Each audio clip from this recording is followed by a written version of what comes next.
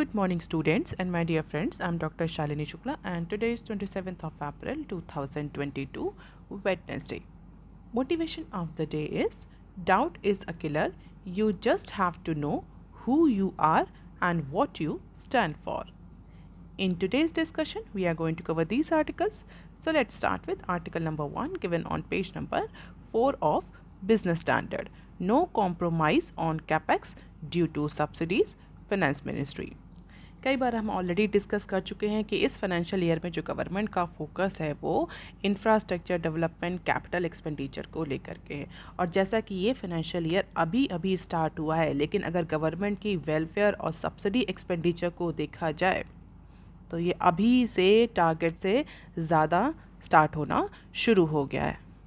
It means government is spending more on welfare and subsidy in comparison to the target that has been set in budget for financial year 23. और इसके बावजूद भी finance ministry ने कहा है कि जो कैपिटल एक्सपेंडिचर या जो सब्सिडी एक्सपेंडिचर, वेलफेयर एक्सपेंडिचर का जो पेस है वो अभी आगे चलता रहेगा. एक्सपेंडिचर को लेकर के, मोर स्पेसिफिकली कैपिटल एक्सपेंडिचर को लेकर के गवर्नमेंट किसी भी तरह का कॉम्प्रोमाइज़ नहीं करेगी. क्यों? क्योंकि इस समय गवर्नमेंट की जो टॉप प्रायोरिटी है वो इकोनॉमिक रिकवरी है, reviving the economic growth. Although अगर फिस्कल डेफिसिट की बात करी जाए तो फिस्कल डेफिसिट भी कंटिन्यूसली शूट कर रहा है, क्योंकि अगर गवर्नमेंट वेलफेयर, सब्सिडी और कैपिटल एक्सपेंडिचर को कंटिन्यूसली टारगेट से ज़्यादा ले जाएगी तो कहीं ना कहीं जो फिस्कल डेफिसिट है वो इम्पैक्ट करेगा. पर गवर्नमेंट का ये कहना है कि गवर्नमेंट के लिए अभी जो प्रायोरिटी है that is revival of the growth rather than fiscal deficit. क्योंकि नॉर्मल सिचुएशंस में, नॉर्मल फाइनेंशियल ईयर में फिस्कल डेफिसिट जो है वो प्रायोरिटी होती है, but it is a post pandemic era. तो गवर्नमेंट का फोकस अभी एक्सपेंडिचर पर ज़्यादा है, इकोनॉमिक रिकवरी पर ज़्यादा है. और इकोनॉमिक रिकवरी के लिए एक्सपेंडिचर करना बहुत ज़रूरी, चाहे वो कैपिटल एक्सपेंडिचर हो, चाहे वेलफेयर या सब्सिडी रिलेटेड एक्सपेंडिचर हो. I hope many of you must be knowing about the fiscal deficit. Fiscal deficit or budget deficit is basically the difference between the expenditure and revenue of the center or state government. तो deficit की situation कब आती है? जब revenue कम होता है but government का expenditure ज़्यादा होता है, तो उस सिचुएशन को हम डेफिसिट की सिचुएशन कहते हैं. अगर रिवेन्यू ज़्यादा हो और एक्सपेंडिचर कम हो तो that particular situation will be called as surplus, fiscal surplus. तो अगर रिवेन्यू कम है, एक्सपेंडिचर ज़्यादा है, डेफिसिट. रिवेन्यू ज़्यादा है, एक्सपेंडिचर कम है तो सरप्लस. इंडिया में it is measured as a percentage of nominal GDP. तो नॉमिनल जीडीपी के परसेंटेज के टर्म में हम मेजर करते हैं कि हम इंडियन इकोनॉमी का किसी फाइनेंशियल ईयर में कितना फिस्कल डेफिसिट रहा. और गवर्नमेंट की फाइनेंशियल हेल्थ को मेजर करने के लिए फिस्कल डेफिसिट एक बहुत इंपॉर्टेंट पैरामीटर है जो ये बताता है कि गवर्नमेंट की जो फाइनेंशियल हेल्थ है वो कितनी अच्छी है. तो fiscal deficit, debt to GDP ratio, these are the two indicators that basically indicates the or portrait the picture of governments financial health. और उसी को लेकर के कई सारे जो एक्सपर्ट्स हैं उनका ये कहना है कि ऑलरेडी कुछ सालों से जो फिस्कल डेफिसिट है वो कंटिन्यूसली इंक्रीज़ हो रहा है.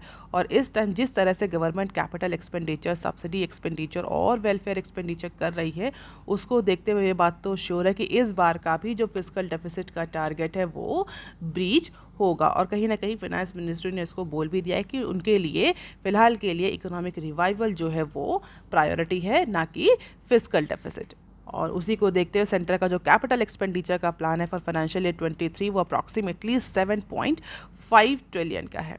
And this figure also include the 1 trillion in long term जो कि स्टेट्स गवर्नमेंट को दिया जाएगा इंटरेस्ट फ्री लोन. ये भी हम कई बार डिस्कस कर चुके हैं. Just to promote the capital expenditure into different states, government, union government will lend approximately 1 trillion interest free loan to states so that they can revive, they can promote their capital expenditure, infrastructure development that in turn leads to employment generation and economic activity. And the foundation of this capex push is the 111 trillion national infrastructure pipeline, जिसके तहत बहुत सारे programme infrastructure से related जो scheme है वो government implement कर रही है. तो ये तो इंफ्रास्ट्रक्चर और कैपिटल एक्सपेंडिचर से रिलेटेड एक्सपेंडिचर्स हो गए. अगर रिपोर्ट्स को देखा जाए तो सेंटर का जो फर्टिलाइज़र को लेकर के जो या फर्टिलाइज़र्स की सब्सिडी को लेकर के जो आउटले है वो भी बहुत ज़्यादा है. तो इस पर्टिकुलर फाइनेंशियल ईयर में ऐसा एंटिसिपेट किया जा रहा है कि फर्टिलाइज़र सब्सिडी 2.10 से इंक्रीज होकर के 2.30 ट्रिलियन तक जा सकती है। तो ये रेंज एंटिसिपेट करी जा रही है कि अप्रॉक्सीमेटली 2.1 से 2.3 ट्रिलियन की सब्सिडी केवल और केवल सेंटर फर्टिलाइजर्स के केस में आउटले कर सकती है। और ये कब, ये सारे एक्सपेंडिचर कब, चाहे वेलफेयर एक्सपेंडिचर हो, चाहे कैपिटल एक्सपेंडिचर हो या सब्सिडी रिलेटेड एक्सपेंडिचर हो, ये कब, जबकि ऑलरेडी जो कमोडिटीज़ के प्राइस हैं वो बहुत ज़्यादा हैं, ऑयल प्राइस जो है वो शूट कर रहा है because of the some international conditions. तो कहीं ना कहीं high commodity, increasing crude oil prices, इसका प्रेशर भी गवर्नमेंट पर पड़ रहा है। इसकी वजह से भी गवर्नमेंट की जो फाइनेंशियल हेल्थ है, फिजिकल डेफिसिट है, वो इंक्रीज हो रहा है। अपार्ट फ्रॉम इट, इस तरह के जो एक्सपेंडिचर, जो huge capital expenditure, welfare expenditure, subsidy expenditure हैं, ये इस बार भी गवर्नमेंट का जो फिजिकल डेफिसिट का या जो गवर्नमेंट का बजट है उसको बिगाड़ेंगे, ऐसा एक्सपर्ट्स का मानना। जैसा कि रिसेंटली जो PM गरीब कल्याण अन्न योजना है उसको भी सितंबर तक एक्सटेंड कर दिया गया है, जिससे की वजह से अप्रॉक्सीमेटली 2.86 ट्रिलियन का आउटले देखने को मिलेगा केवल और केवल फूड सब्सिडी के केस में फॉर फाइनेंशियल ईयर 23। तो फूड सब्सिडी में 2.86 trillion, fertiliser subsidy 2.30, state loan 1 trillion, center capital expenditure 7.5 trillion. So definitely all these numbers are going to disturb the math of center government, and this is the center's expenditure and fiscal deficit trend since couple of years. तो हम देख सकते हैं financial year 20 से लेकर के financial year 23 तक का डेटा दिया हुआ है। This grey bar indicates our revenue expenditure and this dark bar indicates our capital expenditure.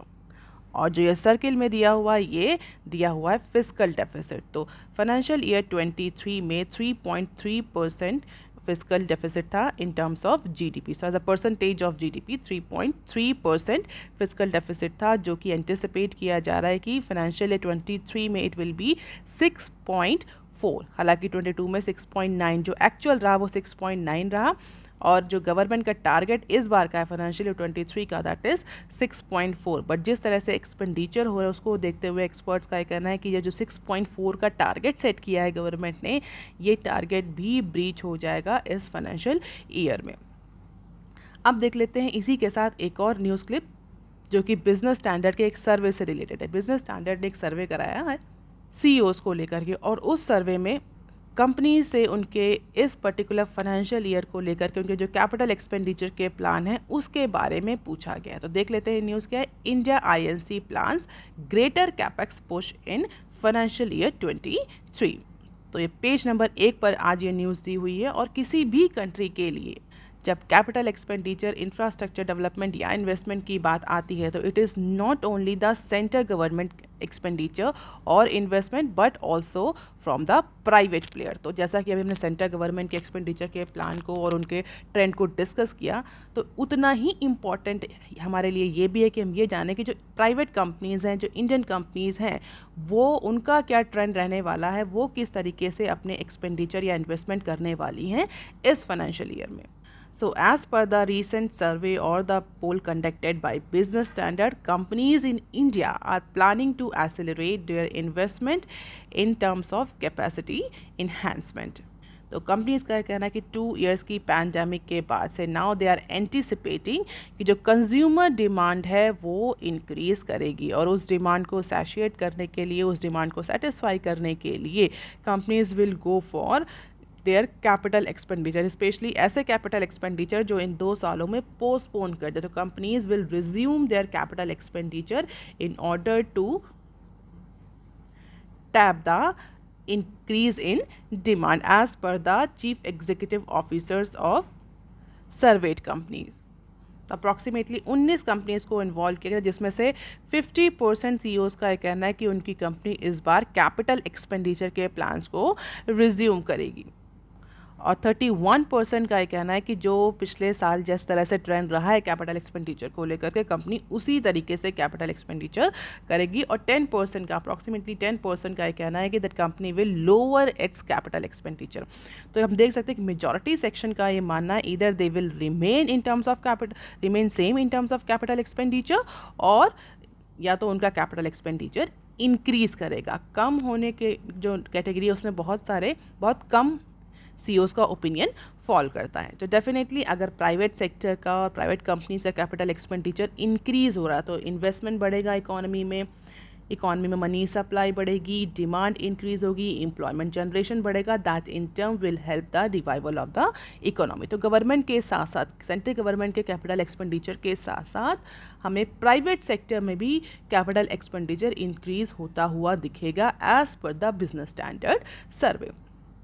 अब देख लेते हैं article number 2 that is given on page number 6 of Business standard, payment gateway staying away from crypto transactions. तो crypto currency को लेकर के, crypto exchanges को लेकर के जिस तरह से अनसर्टेनिटी बनी हुई है, 30% का टैक्सेशन लगा दिया गया है, इसके बाद भी इसको लीगलाइज टेंडर इंडिया में नहीं माना गया है। तो जो पेमेंट इंटरफेस हैं they are actually staying away themselves from the crypto transactions. तो इस समय जो यूनिफाइड पेमेंट इंटरफेस यूपीआई है या जिस तरह से जो अदर पेमेंट एग्रीगेटर कंपनीज हैं, प्लेटफॉर्म्स हैं, they are not actually powering any sort of crypto exchanges and transaction. So after crypto exchange fiasco with UPI, wherein they had to disable the rupee deposits through payment platforms, all the payment aggregators have also taken a conscious call not to power any sort of crypto transactions. इन सब के अलावा central bank की अगर हम RBI की बात करें तो आरबीआई का भी सीरियस रिजर्वेशन है डिजिटल असेट्स के वैल्यूएशन को लेकर के। तो उसके बाद भी जो पेमेंट एग्रीगेटर कंपनीज हैं there are lot of issues, taxation, legal tendering, और जो यूपीआई के साथ जो इशू हुआ इसके बाद आरबीआई का जो रिजर्वेशन, इन सब के बाद से now payment aggregators are actually reserving themselves to power any sort of crypto exchanges और ट्रांजैक्शंस। तो जो पेमेंट गेटवेज हैं, पेमेंट एग्रीगेटर कंपनीज हैं, वो फिलहाल के लिए किसी भी तरह के क्रिप्टो एक्सचेंजेस के साथ मिल करके काम नहीं करना चाहते। हालांकि ये लॉन्ग टाइम से चल रहा है, payment aggregators are not allowing the crypto exchange to partner with themselves, केवल अगर एक और दो पेमेंट गेटवेज को छोड़ दिया जाए। और एक्सपर्ट्स का, ये जो वेटरन्स हैं, उनका ये कहना है कि this is a very cautious decision taken by payment aggregators और payment gateways, because RBI has issues with crypto currencies and exchanges. RBI के बहुत सारे अपने रिजर्वेशंस हैं क्रिप्टो करेंसीज़ को लेकर के, क्रिप्टो करेंसी के एक्सचेंजेस को लेकर के, वैल्यूएशन से लेकर के उनके ट्रांजैक्शंस, डिस्क्लोजर, सब को लेकर के RBI को बहुत ज़्यादा इशूज़ है। इसलिए जो बैंक्स हैं, अगर हम बैंक्स को देखें तो बैंक्स भी इस तरह के जो ट्रांजैक्शंस हैं, क्रिप्टो एक्सचेंजेस हैं, उनसे दूरी बनाकर रखे हुए हैं। और उन्हीं को देखते हुए जो पेमेंट गेटवेज हैं, पेमेंट एग्रीगेटर कंपनीज हैं, they are also taking a conscious decision not to power any sort of crypto exchanges or transaction as per the experts। और अगर मिस्टर पटेल के ओपिनियन या पॉइंट ऑफ व्यू के साथ जाए जो कि एग्जीक्यूटिव डायरेक्टर हैं इन्फीबीम एवेन्यूज़ में, उनका ये कहना है कि none of the crypto exchanges have their payment gateways, है ही नहीं, क्योंकि payment gateways are not collaborating with crypto exchanges. तो किसी भी क्रिप्टो एक्सचेंज के पास उनके खुद के पेमेंट गेटवेज नहीं है कि जिसके थ्रू वो अपने क्रेडिट कार्ड और डेबिट कार्ड को यूज़ करते हुए अपना ट्रांजेक्शन कर पाएँ। They are simply using IMPS और NEFT like facilities for their transactions. और इस तरह की जो ट्रेंड्स हैं इसमें और ज़्यादा इंक्रीज़ देखने को मिल रहा है, क्योंकि payment aggregator network banks are basically regulated by RBI। और रिसेंट जो इवेंट हुआ UPI के साथ, जहां पर अमेरिका के एक लार्जेस्ट क्रिप्टो एक्सचेंज ने बोला था कि वो UPI के साथ उसका कोलैबोरेशन है, और इसके बाद से national payment corporation of India NPCI ने क्लैरिफिकेशन इशू किया था कि वो किसी भी तरह के क्रिप्टो एक्सचेंज से अवेयर नहीं जो कि UPI के को यूज़ कर रहे हैं। तो UPI को लेकर के क्लैरिफिकेशन दिया था national payment corporation of India ने after the claim one of the America's largest crypto exchange Coinbase ने कहा था कि वो UPI के साथ टाई अप उन्होंने किया हुआ है just to promote the crypto transaction. उसको लेकर के NPC ने बोला था कि वो किसी भी तरह के टाई अप से अवेयर नहीं है, उन्हें ये नहीं पता कि क्रिप्टो एक्सचेंज भी UPI किसी भी तरह से UPI को यूज़ कर रहे हैं। और इस क्लैरिफिकेशन के बाद से बहुत सारे जो अदर पेमेंट गेटवेज थे उन्होंने और ज़्यादा डिस्टेंसिंग कर ली क्रिप्टो एक्सचेंजेस से। This is the crypto block by payment aggregator, banks and payment gateways companies। More specifically in India, क्योंकि इंडिया में क्रिप्टो करेंसी को लेकर के बहुत ज़्यादा अनसर्टनिटी है फ़िलहाल के लिए। आरबीआई का स्टैंड क्लियर नहीं है, आरबीआई के अपने रिजर्वेशन है। फाइनेंस मिनिस्ट्री की अगर बात करें तो उन्होंने भी क्लियर बोल दिया कि it's not the legalize tender. हालांकि टैक्सेशन जो है वो 30% तक अट्रैक्ट किया जा रहा है क्रिप्टो करेंसीज में, तो इसको लेकर के बहुत सारे अदर इश्यूज़ हैं। And because of all these, फिलहाल के लिए payment aggregators are not tying up with any crypto exchanges और ट्रांजेक्शंस। अब देख लेते हैं article number 3 that is given on page number 7 of Business Standard, a minority report card. तो बेसिकली ये एक एडिटोरियल है जहाँ पर बिजनेस स्टैंडर्ड ने कुछ डेटा एनालिसिस करी है और उस डेटा एनालिसिस के अकॉर्डिंग बिजनेस स्टैंडर्ड ने ये आइडेंटिफाई किया है कि पैंडेमिक के ड्यूरेशन में, अगर पैंडेमिक के ड्यूरेशन में जो स्कीम्स हैं, माइनॉरिटी स्कीम्स हैं, अगर उनके एक्सपेंडिचर को देखा जाए, फंड यूटिलाइजेशन को देखा जाए या उसके ट्रेंड को एनालाइज किया जाए, तो एक बहुत ही एस्टॉनिशिंग पिक्चर जो है वो सामने आती है। As per the recent data analysis by Business Standard, the pandemic seems to have dented the prospects of beneficiaries hoping to enroll in minority scheme। अभी हमने प्रीवियस न्यूज़ में गवर्नमेंट के कैपिटल एक्सपेंडिचर और बड़े बड़े स्कीम्स में जो एक्सपेंडिचर है उसको डिस्कस किया, लेकिन अगर माइनॉरिटी स्कीम्स को देखा जाए, छोटी छोटी जो स्कीम्स हैं जहाँ पर गवर्नमेंट फंड मिनिस्ट्रीज़ को, डिपार्टमेंट्स को फंड देती है उन स्कीम्स को रन करने के लिए, तो अगर उसके फ़ंड यूटिलाइजेशन को देखा जाए तो फ़ंड यूटिलाइजेशन फाइनेंशियल ईयर 2019 और 20 में इंक्रीज़ हुआ था। इट मीन्स जो बेनिफिशरी रजिस्ट्रेशन था, जो बेनिफिशरी इंक्लूजन था माइनॉरिटी स्कीम में, वो इंक्रीज़ हुआ था 2019 में, जिसकी वजह से गवर्नमेंट का जो एक्सपेंडिचर है वो 6,575 करोड़ तक पहुंच गया था। But since then it started getting decreasing because of the pandemic. Financial year 21 में जो एक्सपेंडिचर 6,575 करोड़ था वो रिड्यूस होकर के 6,320 करोड़ आ गया, और फाइनेंशियल ईयर 22 में ये फर्दर डिक्रीज होकर के 6,437 करोड़ आ गया, जो कि 21 से केवल और केवल 1.9% ज़्यादा था, लेकिन 2019 से वो अभी भी कम था। और डेटा ये कहता है कि 2017-18 का अगर हम माइनॉरिटी स्कीम में एक्सपेंडिचर देखें और माइनॉरिटी स्कीम में फ़ंड एलोकेशन देखें तो वो बहुत इंक्रीज़ हुआ था। फ़ंड यूटिलाइजेशन, फ़ंड एलोकेशन दोनों ही इंक्रीज़ होते, लेकिन इसके बाद से जो ट्रेंड कंटिन्यू हो, उस ट्रेंड के अकॉर्डिंग फ़ंड यूटिलाइजेशन जो है वो कंटिन्यूसली डिक्रीज़ हो रहा है, जो बेनिफिशरीज कवरेज है वो कंटिन्यूसली डिक्रीज़ हो रहा है माइनॉरिटी स्कीम्स में। So since financial year 2018, with the fund allocation increasing 46.8%, growth since then has been negligible as per the business standard analysis। अब बिजनेस स्टैंडर्ड की एनालिसिस के अकॉर्डिंग जो एवरेज ग्रोथ रही fund utilisation की वो केवल और केवल 1% है सिंस लास्ट 4 ईयर्स। तो 1% के ग्रोथ रेट से जो फंड यूटिलाइजेशन है माइनॉरिटी स्कीम्स में वो हो रहा है। और कुछ कुछ स्कीम्स में तो गवर्नमेंट या डिपार्टमेंट जो हैं वो उन्होंने 2017-18 के लेवल से कम एक्सपेंडिचर किया है, जैसे कि educational empowerment scheme. So this is the infographics about the expenditure in और fund utilization in minority schemes. तो अगर ये ग्राफ देखें तो हम fund utilization has slowed in last 4 year. तो fund utilization under various minority scheme in terms of crore. तो financial year 17 से लेकर के 22 का डेटा दिया हुआ है और हम देख सकते हैं ये एक्चुअली बढ़ना चाहिए लीनियर मैनर में, it should continuously increase, but इसमें फ्लैक्चुएशंस देखने को मिल रहे हैं और इसका बहुत इंपॉर्टेंट जो सिग्निफिकेंट रीज़न है दैट इज़ पैंडेमिक। इसके अलावा expenditure has decline in 2 of the last 4 years. और अगर 2017 से लेकर के 2022 तक का डेटा देखें, स्पेशली एजुकेशन एम्पावरमेंट स्कीम में और इकोनॉमिक एम्पावरमेंट स्कीम्स और अदर स्कीम्स में, तो क्लियरली विजिबल है कि लास्ट 2 सालों में, 4 साल के डेटा में, लास्ट 2 ईयर्स में जो एक्सपेंडिचर है वो डिक्लाइन हुआ है इन दोनों तरह के और अदर माइनॉरिटी स्कीम्स में। इंफ्रास्ट्रक्चर डेवलपमेंट को भी अगर देखें तो वो भी इम्पैक्ट हुआ है, उसके केस में भी जो फंड यूटिलाइजेशन है वो इम्पैक्ट हुआ है। Student, this is all about the fund utilization कि गवर्नमेंट ने मिनिस्ट्रीज डिपार्टमेंट्स को कितना फंड दिया और मिनिस्ट्रीज और डिपार्टमेंट्स उस पर्टिकुलर स्कीम्स को, इकोनॉमिक एम्पावरमेंट रिलेटेड स्कीम्स को, इंफ्रास्ट्रक्चर डेवलपमेंट रिलेटेड स्कीम्स को, एजुकेशन एम्पावरमेंट स्कीम्स के तहत किस तरीके से उस फंड को यूटिलाइज कर पाएँ या वो फंड आइडल पड़ा हुआ है। तो this is all about the fund utilization. Government की तरफ से सैंक्शन प्रॉपर हो रहे हैं बट जो यूटिलाइजेशन है वो नहीं हो पा रहा because of the pandemic and because of the certain other reasons.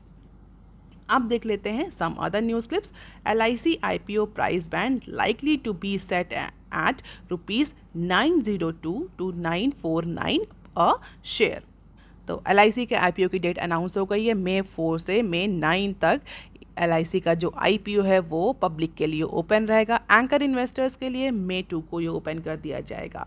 तो डेट अनाउंसमेंट के साथ साथ प्राइस अनाउंसमेंट भी गवर्नमेंट ने कर दिया है। Centre is learn to have set the price band for IPO of LIC। ऐसा एंटिसिपेट किया जा रहा है कि 902 रुपये से लेकर के 949 रुपये पर शेयर तक ये प्राइस बैंड जा सकता है और इसी पर गवर्नमेंट जो है वो अप्रॉक्सीमेटली 60 रुपीज़ का डिस्काउंट ऑफर कर सकती है। किसको? पॉलिसी होल्डर्स को। जो LIC के पॉलिसी होल्डर्स हैं अगर वो इन्वेस्ट करना चाहें, वो ये शेयर्स IPO बाई करना चाहें तो उनको 60 रुपीज़ का डिस्काउंट मिलेगा इस प्राइस बैंड में और एम्प्लॉयज़ जो हैं उनको 45 रुपये का। तो पॉलिसी होल्डर्स को 60 रुपीज़ का, एम्प्लॉयज़ को 45 रुपये का डिस्काउंट मिलेगा। तो अप्रॉक्सीमेटली 902 से 949 रुपये का जो प्राइस बैंड है वो सेट किया गया है LIC के शेयर के लिए, पर शेयर के लिए।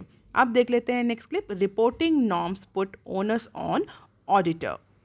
Under the new reporting requirements or new reporting norms for the firms now, auditors should seek direct confirmation on borrowed funds from all entities involved into that particular transaction. So reporting को लेकर के नए norms आए firms के लिए जिसके तहत auditors अगर चाहें, auditors को करना चाहिए बेसिकली जो भी बोरोड फंड है उनकी कंफर्मेशन को उसको ऑडिट करने के लिए जो भी एंटिटीज़ उस ट्रांजैक्शन में इन्वॉल्व हैं उनसे डायरेक्ट कंफर्मेशन लेना चाहिए ऑडिटर को as per the new norms. तो बेसिकली जो रिपोर्टिंग नॉर्म्स हैं, जो नए रिपोर्टिंग नॉर्म्स आए हैं फर्म्स के लिए, उसमें बहुत ज़्यादा रिस्पॉन्सिबिलिटीज़ फिक्स कर दी गई है ऑडिटर कंपनीज़ के लिए, थर्ड पार्टी कंपनीज़ के लिए जो कि उस कंपनी का अकाउंट ऑडिट कर रही हैं, जो जस्ट टू प्रिवेंट और ensure the better compliances with anti money laundering laws and foreign exchange rules. Now the auditors should seek that direct confirmation on borrowed firm from the all entities involved into that particular transactions। तो firm अगर किसी भी तरह का fund बोरो कर रही हैं और अगर ऑडिटर्स ऑडिट कर रहे हैं उस कंपनी को तो they need to seek the confirmation from the parties involved into that particular borrowed fund transaction। And in case if these entities do not confirm कि उन्होंने इस बोरोइंग ट्रांजैक्शन में वो इन्वॉल्व हैं, उन्होंने इस बोरोइंग ट्रांजैक्शन को अपने अकाउंट में रिपोर्ट किया है कि नहीं किया है, तो ऑडिटर में सीक द एक्सटर्नल कन्फर्मेशन जहाँ पर थर्ड पार्टी एविडेंसेस प्रोवाइड करेगी for particular amount of money की जो पैसा आया है ये कहाँ से आया, किसी थर्ड पार्टी ने, किसी अदर कंपनी ने बोरो अपनी क्रेडिट दिया है या ये किसी अननोन का पैसा है जिसकी आइडेंटिटी नोन नहीं है। So according to the new rule book by institute of chartered accountant of India ICAI, money laundering and foreign exchange rules को स्ट्रेंथन करते हुए ऑडिटर्स पर ओनस इंक्रीज कर दिया गया। ओनस मीन्स जिम्मेदारी बढ़ा दी गई है कि जो भी बोरोड फंड है उसका आप प्रॉपर इन्वेस्टिगेशन, बेसिकली एक तरह से इन्वेस्टिगेशन करेंगे at the time of auditing. अब देख लेते हैं next clip. India urge Argentina to do away with export duty on sunflower oil. Recently Indonesia से लेकर के पाम ऑयल जो इंडिया में आता है उसको लेकर के जो इश्यूज़ थे, जो बैन था, उस पर क्लैरिफिकेशन गवर्नमेंट ऑफ इंडिया ने मांगा था। अब अर्जेंटीना से जो सनफ्लावर इंडिया इंपोर्ट करता है उसको लेकर के कुछ इश्यूज जनरेट हो रहे। तो इंडिया ने अर्जेंटीना से बोला है कि जो 30% ड्यूटी, रिसेंटली अर्जेंटीना ने 30% एक्सपोर्ट ड्यूटी इम्पोज करी है किस पे, जो सनफ्लावर ऑयल जो वहाँ से एक्सपोर्ट होता है उससे को लेकर के इंडिया ने इस पर्टिकुलर कंट्री से बोला है कि आप ये 30% जो एडिशनल एक्सपोर्ट ड्यूटी आपने इम्पोज करी है सनफ्लावर ऑयल के एक्सपोर्ट पर, इसको आप रिड्यूस कर दीजिए, रिमूव कर दीजिए या हटा दीजिए। In turn we will offer और we will give import duty concession on the edible oil under the existing PTA. PTA stands for Preferential Trade Agreement with this country. तो पीटीए का हवाला देते हुए इंडिया ने रिक्वेस्ट करी है Argentina से कि आपने जो एडिशनल 30% की एक्सपोर्ट ड्यूटी इम्पोज करी है सनफ्लावर ऑयल में, उसको हटा दीजिए, उसको रिमूव कर दीजिए। In turn we will offer the import duty concession. Recently Ukraine और रशिया की क्राइसिस की वजह से इंडिया का सनफ्लावर को लेकर के जो इम्पोर्ट है वो बहुत ज़्यादा इम्पैक्ट हुआ है, और इसी को लेकर के इसी जो इम्पोर्ट को फुलफिल करने, क्योंकि India is a import dependent country in case of edible oil, more specifically sunflower oil और पाम ऑयल को लेकर के। पाम ऑयल जो है वो उसका जो मेन जो हमारा सोर्स है वो इंडोनेशिया, इसी तरह हमारा सनफ्लावर ऑयल को लेकर के रशिया, यूक्रेन, जो यूरोपियन कंट्रीज़ थे वो लेके। अब चूँकि यूरोपियन कंट्रीज़ का जो रीज़न है वो काफ़ी डोलड्रम की सिचुएशन में, तो इंडिया जो है वो ऑल्टरनेटिव जो सोर्सेज हैं sunflower oil, edible sunflower oil, उसको लेकर के सर्च कर रहा है, और उसी के तहत India is actually planning to sign the long term contract with Mercosur countries. अब क्वेश्चन उठता है मैर्कोसर कंट्रीज़ में कौन सारे कंट्रीज़ आते हैं। So Mercosur is basically the sub regional bloc of South America countries. So it's basically a grouping of sub regional countries, and the purpose of is to promote the free trade and fluid the movement of goods, peoples and currency। और अगर countries की बात करें तो full members जो हैं इसके Argentina, Brazil, Venezuela, Paraguay, Uruguay, ये सारे कंट्रीज़ जो हैं इसके फुल मेंबर कंट्रीज़ हैं। अगर एसोसिएट कंट्रीज़ की बात करी जाए तो एसोसिएट कंट्रीज़ में बोलिविया, चिली, पेरू, कोलंबिया, इस तरह के कंट्रीज़ आते हैं। तो बेसिकली ये एक सब रीजनल ब्लॉक है just to promote the free trade. तो सनफ्लावर ऑयल के जो इम्पोर्ट हैं उसको लेकर के country India is looking to sign the long term contract with this Mercosur countries और सब रीजनल ब्लॉक। और उसी को लेकर के अर्जेंटीना से रिक्वेस्ट करी है इंडिया ने कि अगर वो एक्सपोर्ट ड्यूटी को रिड्यूस करता है तो इंडिया उसे इम्पोर्ट ड्यूटी में कंसेशन ऑफर करेगा। इसके अलावा डोमेस्टिक डिमांड को मीट आउट करने के लिए और इम्पोर्ट डिपेंडेंसी को रिड्यूस करने के लिए India is also exploring the options to revive the sunflower plantation into South India. तो सनफ्लावर की डिपेंडेंसी, सनफ्लावर ऑयल की डिपेंडेंसी को लेकर के इस पीटीए के बाद कंट्री इंडिया बहुत सारे अदर ऑप्शंस को भी कंसीडर कर रहा है, जहाँ पर प्लांटेशन को भी कंसीडर किया जा रहा है, और जिस तरह से जो स्ट्रिंजेंट टेस्टिंग नॉर्म्स हैं, रिक्वायरमेंट्स हैं under PTA, under existing PTA sunflower oil को लेकर के, एडिबल ऑयल को लेकर के, उसको भी रिलैक्स करने की बात इंडिया कर रहा है इस पर्टिकुलर सिचुएशन को टैकल करने के लिए। अब देख लेते हैं next clip. NITI bats for pricing freedom on natural gas. So India के गैस बेस्ड इकोनॉमिक टारगेट को अचीव करने के लिए नीति आयोग हैज़ प्रपोज्ड और lined up a proposal for what? To give a complete marketing and pricing freedom to all natural gas producers. तो जो natural gas producers हैं उनके को प्राइसिंग और मार्केटिंग की फ्रीडम प्रोवाइड करने के लिए नीति आयोग ने एक प्रपोजल तैयार किया है, और उस प्रपोजल को डिस्कशन के लिए आगे रख दिया, that including the nominated gas field. तो इंडिया का टारगेट है कि India will achieve it's gas based economic target और टैग, और इसको सपोर्ट करने के लिए नीति आयोग ने एक स्टेप और आगे लिया। The planning body is actually batting for selling all natural gas through the Indian gas exchange, that is IGX। तो IGX that is a countries first natural gas exchange where the buyers and seller can simply decide the price। की transparent manner में IGX में जो buyers हैं वो sellers हैं वो gas price को डिसाइड कर सकते हैं। तो नीति आयोग का एक प्रपोजल है कि इसके तहत IGX के तहत जो भी नेचुरल गैस हैं इंडिया में, जो नेचुरल गैस के रिजर्वॉयर्स हैं, उनको सेल आउट कर दिया जाए, और जो प्रोड्यूसर कंपनीज़ हैं उनको मार्केटिंग और प्राइसिंग के लिए फ्रीडम दी जाए अगर इंडिया गैस बेस्ड इकोनॉमी बनना चाहती है। तो अगर क्रूड ऑयल को लेकर के dependency, specially imported crude oil को लेकर के डिपेंडेंसी रिड्यूस करनी है तो गैस के प्रोडक्शन को इंक्रीज़ करना पड़ेगा, एंड फॉर दैट प्राइसिंग और marketing freedom gas producer companies को देनी पड़ेगी, उन्हें अट्रैक्ट करना पड़ेगा इस सेगमेंट के लिए। And the move if it gets cleared by the government will be advantageous to the companies like ONGC and OIL sitting on the majority of the nominated fields, तो इसका बहुत ज़्यादा फ़ायदा ONGC और ऑयल इंडिया को देखने को मिलेगा अगर ये प्रपोजल अप्रूव हो जाता है, क्योंकि बहुत सारे जो मेजर गैस फील्ड्स हैं वो अभी इन्हीं दोनों कंपनीज़ के पास हैं। सो लेट्स सी कि नीति आयोग का ये जो प्रपोजल है ये एक्सेप्ट होता है या नहीं। नीति आयोग क्या है, आप मुझे कमेंट सेक्शन में लिखकर बताइए। And what is the full form of नीति, नीति का फुल फॉर्म क्या है, ये भी आज आप मुझे कमेंट सेक्शन में लिख करके बता सकते हैं। अब देख लेते हैं नेक्स्ट क्लिप, बहुत ही छोटी सी न्यूज़ है। IRENA के चीफ ने इंडिया में कार्बन न्यूट्रल गोल को लेकर के अपने पॉइंट ऑफ व्यू दिए हैं। उसी को एक छोटी सी न्यूज़ के फॉर्मेट में कवर किया है बिजनेस स्टैंडर्ड ने। मैंने इस न्यूज़ को सिर्फ इसलिए कवर किया क्योंकि यहाँ पर एक एजेंसी का नाम आया, that is IRENA। And if you are preparing for any exam, this particular agency is very important for you, तो आप इसके बारे में थोड़ा सा पढ़ सकते हैं।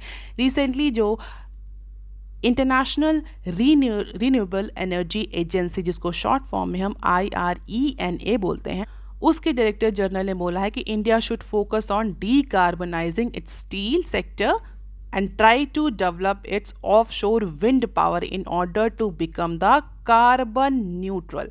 कार्बन न्यूट्रल मीन्स जो एक्सेस कार्बन डाइऑक्साइड इन्वायरमेंट में एमिट हो रही है because of the development in India, उसको रिड्यूस करने के लिए, बहुत ज़्यादा मैं टेक्निकल डिटेल में नहीं जाऊँगी कार्बन न्यूट्रल के अभी फिलहाल, otherwise it will make the video very lengthy. तो CO2 के एमिशन को रिड्यूस करने के लिए, कार्बन एमिशन को रिड्यूस करने के लिए जो डायरेक्टर जनरल हैं international renewable energy agency IRENA के, उन्होंने बोला है कि इंडिया शुड फोकस ऑन डीकार्बनाइजिंग इस स्टील सेक्टर।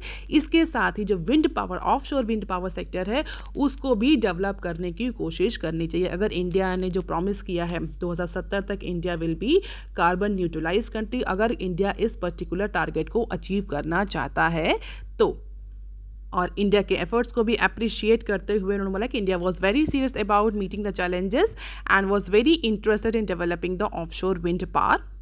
और यही ट्रेंड और यही जो फास्ट ट्रैक है ये गवर्नमेंट को कंटिन्यू रखना है फाइनेंशियल ईयर 2070 तक, अगर इंडिया इस पर्टिकुलर टारगेट को अचीव करना चाहता है। India want to become the carbon neutral country. So that is all for today, students. If you want lecture PDF, you can join my Telegram channel. You can also follow me on other social media platforms. If you have any query and suggestion, you can write on comment section below. Please like, share and subscribe. Thank you. Have a nice day.